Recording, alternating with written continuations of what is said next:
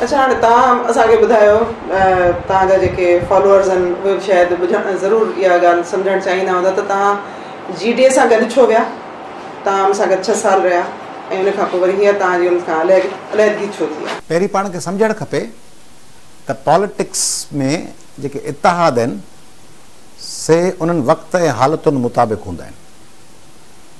पाकिस्तान में इतिहाद इन करे कोन हूंदा आहिनि। इतिहाद जे करे साॻियो मौक़ो हुजे त पोइ हिकिड़ी साॻी पार्टी न हुजनि, साॻी पार्टी न आहिनि तॾहिं त इतिहाद आहिनि। जे मुकमिल हम ख़्याली हुजे त पोइ हिकिड़ी पार्टी हुजनि। पाकिस्तान में जेके बि इतिहाद थिया आहिनि, डेक हुजे, PNA हुजे, PNA इतिहाद हो, पाकिस्तान नेशनल अलायंस। हाणे हुन में अजीब माण्हू चवंदा आहिनि बाबा किथे अयाज़ लतीफ़ पली जो, किथे फलाणो सरदार साहब या पीर साहब या फलाणो वॾेरो साहब। पाकिस्तान नेशनल अलायंस PNA केरु कहिड़ो आहे? मुफ्ती महमूद जी जमियतुल उलमा इस्लाम, कटर मज़हबी तंज़ीम। जमायत इस्लामी प्रोफेसर गफ़ूर मियां तुफ़ैल, सख़्त राइट विंग ऐं मज़हबी तंज़ीम। ख्वाजा ख़ैरुद्दीन जी पाकिस्तान मुस्लिम लीग, मलक कासिम। हाणे ॿिए पासे वरी केरु आहिनि? नेशनल अवामी party NDP, national democratic party. अॻवान केरु? सरदार शेरबाज़ मज़ारी लेफ्टिस्ट ऐं ख़ान अब्दुल वली ख़ान लेफ्टिस्ट। ॿई प्योर नेशनलिस्ट ऐं लेफ्टिस्ट, उहो हुन में गॾु आहे। तंहिंजे करे हिकिड़े पासे हुई एक्सट्रीम राइट, ॿिए पासे हुई एक्सट्रीम लेफ्ट। पर ओॾी महिल हुननि जो target extreme right extreme left न हो, हुननि जो टारगेट हो ज़ुल्फ़िकार अली भुट्टे मां जान छॾाइणु। उन लाइ उहो गॾु थिया। उनखां पोइ तव्हां ॾिसंदो त पीपल्स पार्टी हिकु ॿिए जा माण्हू गिरफ़्तार कया। पीपल्स पार्टी मियां शहबाज़ खे गिरफ़्तार कयो, उनखे मियां शरीफ़ खे, मियां नवाज़ शरीफ़ साहिब जो वालिद ऐं शहबाज़ शरीफ़ साहिब जो वालिद, उहो गिरफ़्तार थियो। ऐं नवाज़ लीग गिरफ़्तार कयो आसिफ़ ज़रदारी खे, ऐं उहो जेल में हो, ज़बानूं पे कटियूं, जेल में हो। ऐं तंहिंजे करे एक्सट्रीम हिकु ॿिए सां टकराओ। पोइ जॾहिं हुननि खे ज़रूरत पई त हुननि ARD ठाही, alliance for restoration of democracy. उन में पीपल्स पार्टी ऐं नवाज़ लीग ॿई गॾु। ऐं ॿियो हुन में केरु गॾु हो? सुधरे माण्हू खे विसरियो वञे। ॿियो हुन में हुई MQM हक़ीक़ी, उन में हो Nawabzada Nasrullah Khan, one man party. उन में इलाही सारियूं पार्टियूं, उन्हनि अलायंस ठाहियो। पूनम ठही, पाकिस्तान ऑपरेस नेशंस मूवमेंट। असीं बि हुआसीं, महमूद अचकज़ई बि हो, मैंगल साहब बि हो, इलाही सारा माण्हू हुआ। उनखां पोइ ठही APDM, all parties democratic movement. उन में तव्हांखे हैरत थींदी, उहो किथे ठही? उहा ठही लंडन में, नवाज़ शरीफ़ कॉन्फ्रेंस घुराई हुई, लंडन APC, उन में ठही। I was there. उन में APDM जेका ठही सा कंहिंजे ख़िलाफ़ु ठही? मुशर्रफ जे ख़िलाफ़ु। ऐं उन में केरु केरु हो? उन में पीपल्स पार्टी हुई शुरू में, पोइ अलॻि थी वई। उन में नवाज़ लीग हुई, उन में इमरान ख़ान हो, उन में काज़ी हुसैन अहमद हो, उन में मौलाना फज़लुर रहमान हो, उन में असीं हुआसीं, उन में असफादियार वली वारा हुआ, उन में बलोच हुआ हासिल बिज़न वारा, उन में महमूद अचकज़ई हो। Left right progress middle liberal everybody was there, APDM। ऐं उन में जनरल हमीद गुल बि हो। उन ISI जो अॻूणो हेड जनरल हमीद गुल बि APDM में हो। त इतिहाद इन इतिहादनि में इहो न हूंदो आहे त हीअ हिन नुक़्ते नज़र जो आहे, हिन नुक़्ते कॉमन एजेंडा जेका आहे।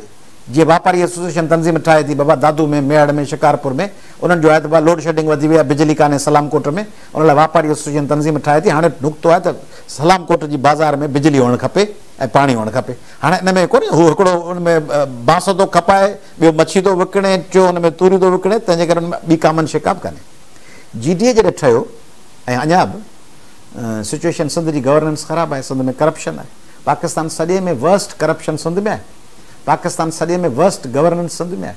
पाकिस्तान सॼे में तालीम सभ खां तबाह सिंध में आहे। पाकिस्तान सॼे में पीअण जो पाणी तबाह सिंध में आहे। ज़राअत तबाह सिंध में आहे। बल्दियात तबाह सिंध में आहे।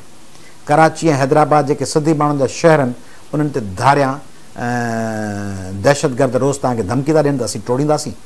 तंहिंजे करे सभ खां वधीक तबाही हाणे आहे। ऐं वरी हींअर ताज़ो पीपल्स पार्टी ऐं नवाज़ लीग गॾिजी मुआइदो कयो आहे त असीं नवां इंतिज़ामी यूनिट था ठाहे ॾियूं MQM खे। सभ खां वधीक अंडर थ्रेट सिंध आहे। तंहिंजे करे 2012 में जॾहिं ॿिठो निज़ाम आंदो वियो तॾहिं पीर साहब पगारी जी क़यादत में हैदराबाद में वॾो जलसो थियो। जंहिं जलसे खां पोइ माहौल जुड़ियो, हुन में आऊं बि हुउसि, पीर साहब बि हो, ॿिया बि लीडर साहिबान हुआ। उनखां पोइ माहौल जुड़ियो त उहो ॿिठो निज़ाम न हलियो। उनखां अॻु में अलायंस में MRD हुई। MRD में केरु केरु हो?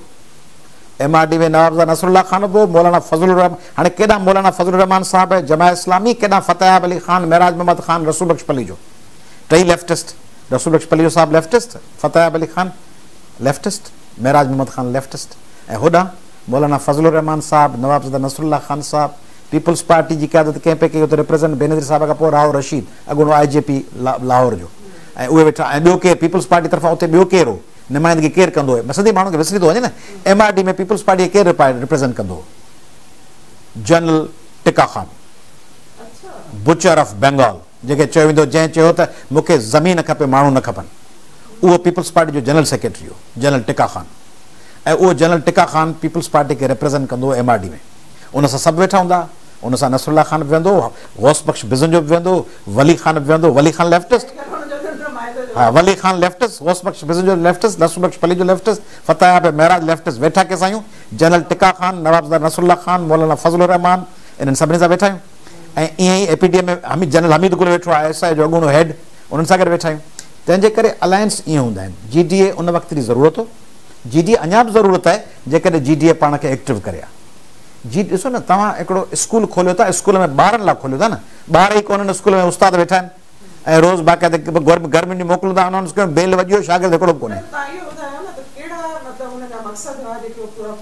ॿुधायो न त करप्शन जो ख़ात्मो, बैड गवर्नेंस जो ख़ात्मो, सिंध खे मुतबादल ॾियणु, उन लाइ ज़बरदस्त कोशिशि थी। पीर साहब जी ऐं असांजी अंडरस्टैंडिंग इन बुनियाद ते हुई, अञा बि आहे। सिंध में जेको बि चङो सुठो कमु कंदो, हुन सां अंडरस्टैंडिंग आहे त गॾिजी सिंध में चेंज आणे। उन लाइ पीर साहब पघारे ऐं संदसि साथियुनि असां सभिनी गॾिजी 2013 जी जेका इलेक्शन हुई, उन में असां गॾिजी इलेक्शन विढ़ियासीं। 2018 वियासीं। 2018 में GDA खे एक्सपेक्टेड पॉपुलर सेंटीमेंट, गैलप ऐं माण्हुनि जी राय आमा GDA जूं तक़रीबन के 26 खां 28 सीटूं हुयूं ऐं GDA जूं 8 खां 9 क़ौमी असेंबली जूं सीटूं हुयूं, जेके जॾहिं बेनज़ीर साहिबा 2009 में आई तॾहिं बि GDA सां लाॻापियल माण्हुनि खटियूं हुयूं। उन वक़्तु GDA नालो कोन हो, पर जेको बि नालो उहे हींअर उन खां ज़ोरी खसियूं हुयूं। हींअर पीपल्स पार्टी खे सीटूं ॾियारियूं वयूं। सबबु इहो हो, हाणे तव्हां सोचो छो ॾियारियूं वयूं? सबबु इहो हुयो जो PTI खे ॾियणी हुई वफ़ाक़ में हुकूमत। PTI हिननि जो बेबी हो, उनखे उन वक़्तु हुकूमत ॾियणी हुई। हा, उनखे नरिश करण लाइ उनखे सीटूं किथां मिलनि? पंजाब में त नेक टू नेक माण्हू लठियूं पियूं, ॾंडा पिया, नवाज़ शरीफ़ उतां मोटी आयो। उनखे सीटूं ॾियारणियूं घणियूं कराची मां। हाणे कराची मां इहो कीअं मुमकिन थींदो त कराची मां 10, 12, 15 सीटूं क़ौमी असेंबली जो ॾियो PTI खे ऐं उते जूं सूबाई ॿियूं खटी वञनि? क़ौमी जेको खटंदो आहे सूबाई बि उहो खटंदो आहे न। त हाणे क़ौमी जॾहिं 10, 12 ॾियणियूं पियूं PTI खे, त उनजो हेठां 20, 25 सीटूं जेके हूअं पीपल्स पार्टी जो हुजनि या MQM जो हुजनि या नवाज़ लीग जो हुजनि, उहे बि ज़ोरी ॾिनियूं हुयूं PTI खे। हाणे 20, 25 सीटूं PTI खे कराची मां मिली वञनि या 15, 20 प्लस पंजाब में हुनखे हुई खटायो वञे KPK मां, त हाणे सिंध में हुकूमत PTI ठाहे सघे थी, MQM PTI गॾिजी। हाणे जेकॾहिं पंजाब जी हुकूमत बि हू खणी वञनि ऐं सिंध जी हुकूमत बि PTI या अलाइज़ वटि हली वञे, त पोइ पीपल्स पार्टी त बाइकाट करे असेंबली मां ॿाहिरि निकिरी वेंदी। नवाज़ लीग अॻु में ई निकिरे पई, अचकज़ई, मेंगल, ANPयूं सभु अॻु में निकिरनि पियूं। नवाज़ लीग चए थी इस्तीफ़ा ॾियो। हाणे जे पीपल्स पार्टी खे बि हुकूमत न मिले आहे, उहा बि चए त असांखे बि कोन मिली, हाणे क़ौमी असेंबली में वञूं ई कोन था, त इमरान ख़ान साहब वज़ीर अज़म कंहिंजो थिया? तंहिंजे करे इमरान ख़ान साहब खे वज़ीर अज़म बनाइण लाइ ज़रूरी हो त क़ौमी असेंबली जो बाइकाट न थिए ऐं पीपल्स पार्टी उते वेठी रहे। उनजे लाइ पीपल्स पार्टी खे सिंध जी हुकूमत ॾिनी वई। त पीपल्स पार्टी हूंदी त पोइ तव्हां ॾिठो अॻे में पीपल्स पार्टी PDM खे बि छॾे वई ऐं सेनेट जी चूंडुनि में पीपल्स पार्टी वोट कयो, जीअं मथे चयो वियो, धणियुनि जीअं चयोसि तीअं कयूं। त पीपल्स पार्टी उन्हनि सां नवाज़ लीग खां सुठनि टर्म्स ते हली पई, एस्टेब्लिशमेंट सां। इन करे पीपल्स पार्टी खे एज ॾिनो। हींअर पीपल्स पार्टी खे इलाही सपोर्ट पिया कनि। तंहिंजे करे GDA खटियल सीटूं GDA खां खसियूं हुयूं। थियण ई खपंदो त इलेक्शन हाराइण खां पोइ 2018 खां पोइ GDA वरी मूवमेंटम रखिया, सॼी सिंध में निकिरिया। मूं पाण चयो पीर साहब खे रूबरू मीटिंग्स में, अलॻि निजी कचहरियुनि में, पीर साहब निकिरूं सिंध में, तव्हां निकिरो, असीं निकिरूं, तव्हां नथा निकिरी सघो?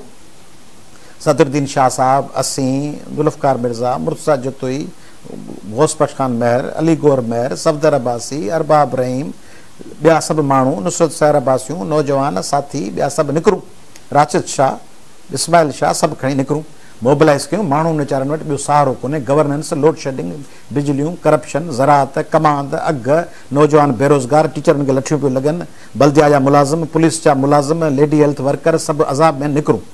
त असांखे चयो वेंदो त निकिरण मां फ़ाइदो कहिड़ो, मथे जेके धणी वेठा आहिनि उहे पीपल्स पार्टी खे सपोर्ट पिया कनि, पंहिंजे निकिरण सां छा थींदो। त उते तसवुर इहो आहे त मथे उन्हनि खे सपोर्ट आहे, इलेक्शन जे ॾींहंनि में वरी पॉलिसी ॾिसबी। असीं ॿिए क़िस्म जा माण्हू आहियूं, असीं चवंदा त हर वक़्तु तेसीं भॻे सां ई भेर जेसीं रतो रास थिए हलंदो रहणो आहे, या राति खुटे या पंधु खुटे। हुननि जो ख़्यालु दोस्तनि जो इहो आहे त 2018 में हाणे कुझु कोन थियो, असांजो ज़बरदस्ती धांधलियूं करे सीटूं बि खसियूं हुयूं, हाणे वरी 2023 में जॾहिं इलेक्शन थींदियूं न 6 महीना अॻु में